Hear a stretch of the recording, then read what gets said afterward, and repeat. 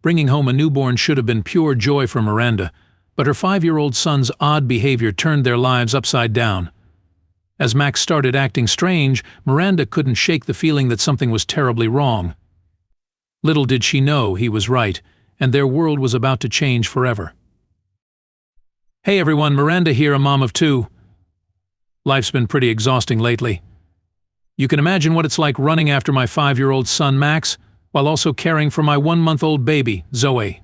Don't get me wrong, I wouldn't trade it for the world, even if my routine currently consists of a never-ending cycle of diaper changes, spit-up explosions, and questioning my sanity at 3 a.m.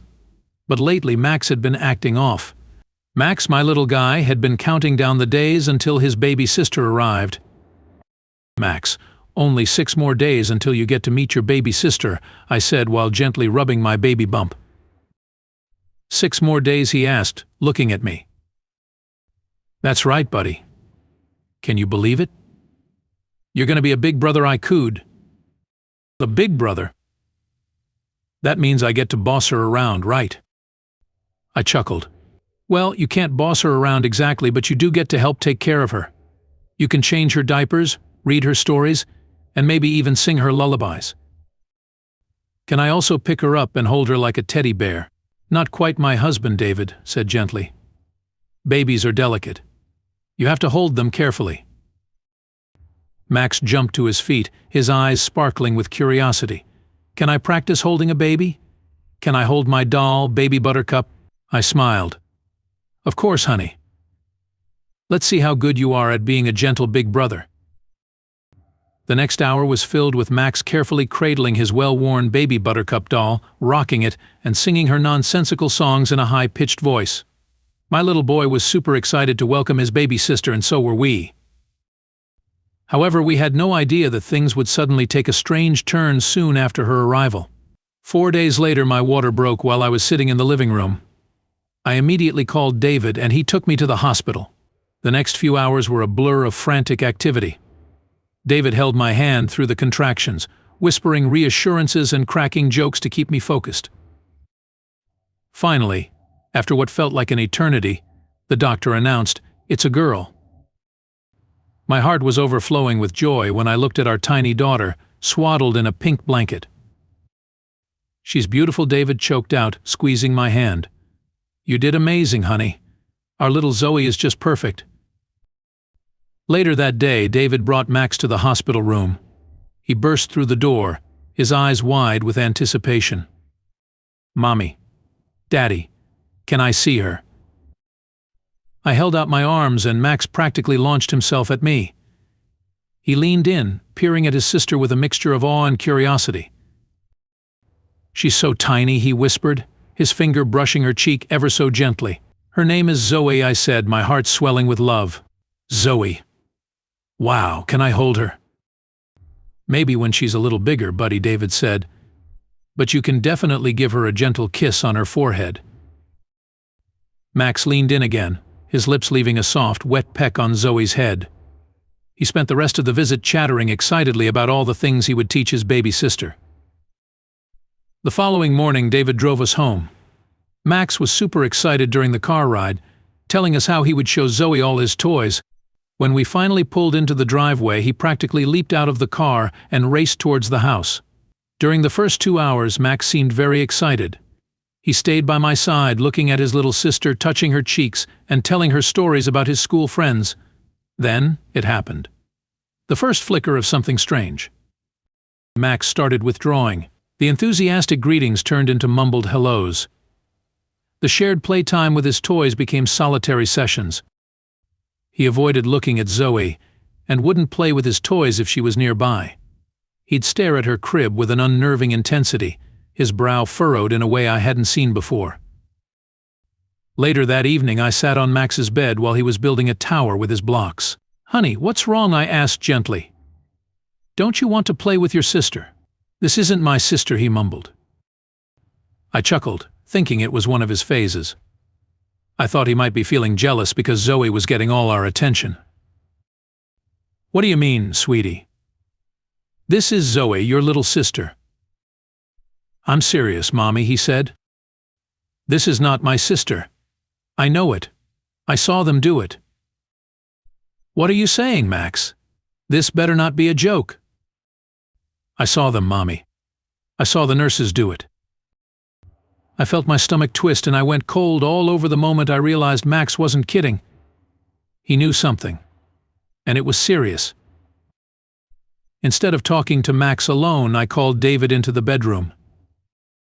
He said he saw something at the hospital. He said Zoe isn't his sister. I shrieked, my voice cracking with terror. Tears welled up in my eyes, blurring my vision. Calm down, Mira. Calm down, David said. How was I supposed to calm down? Then he turned to Max and gently asked him what he saw at the hospital. It was after Mommy fell asleep, he mumbled. The nurse came in to take Zoe for a checkup. But then... What happened then, I asked. Max chewed on his lower lip, his eyes darting around the room. Then, another nurse came in. She was holding another baby in a pink blanket. But how do you know that was another baby? David asked. Zoe's blanket had a little bear on it, Daddy, he explained. The other baby was wrapped in a blanket without the bear. David and I looked at each other. We knew Max was right. The pink blanket we bought had a little bear on it. At that point, I quickly walked toward the crib in the next room and checked the blanket. It was indeed a plain pink blanket with no bear on it. Max was telling the truth. The baby in their house was not Zoe. Why would they do that? David asked, looking at me when I returned to Max's room. Why would they exchange our baby with someone else's child? I don't know. I need my Zoe back, David. Why didn't you say something to the nurses then? Max. David turned to Max again. You could have called me from the cafeteria. I was right there, buddy. I was scared, Daddy. The hospital was so noisy, Max said as tears started rolling down his cheeks. I'm sorry. And why didn't you tell us in the car? Or right after we came home, I asked gently, wiping away his tears. Max sniffled. I thought maybe I was dreaming. Or maybe it didn't really happen. And then, he didn't feel the same. Not like a real sister. Oh, buddy. You did the bravest thing by telling us now. David hugged him. We love you so much and we're so proud of you for speaking up. Then he turned to me and asked me to get ready because we were going back to the hospital with the baby. The drive back to the hospital felt like an eternity. A frantic call to the nurses' station confirmed that another baby girl had been born on the same day as Zoe. Mira, a DNA test is the only way to know for sure if this is our baby, David told me. We need evidence before we talk to the hospital authorities. You're right, I said. Let's go for it. We had to wait for 2 days before the DNA results arrived and confirmed that there had been a mix-up. The next few hours after the results arrived were a blur of paperwork, apologies, and overwhelming emotions. It turned out the mix-up was accidental. Finally, the moment of exchange arrived. We stood nervously in a sterile hospital room, facing a couple who looked as lost and scared as we felt. In my arms, the little girl I had cared for, fed, and sung lullabies to looked up at me with wide, curious eyes. But this time the feeling was different. There was a detachment, a distance I hadn't felt before. A tear slipped down my cheek as I gently placed her in the arms of her biological mother. The woman held her close, her eyes brimming with tears. Across the room, another exchange took place. David held out our true daughter, Zoe. She was smaller than the baby I had cared for, but they looked almost similar. The world seemed to click into place the moment I held my baby girl in my arms. This is our daughter, I whispered, tears streaming down my face. This is our Zoe. Although my experience was horrifying, it taught me a lesson. I learned that sometimes our children see things that we adults overlook, and trusting their instincts can lead us to the truth. Do you all agree?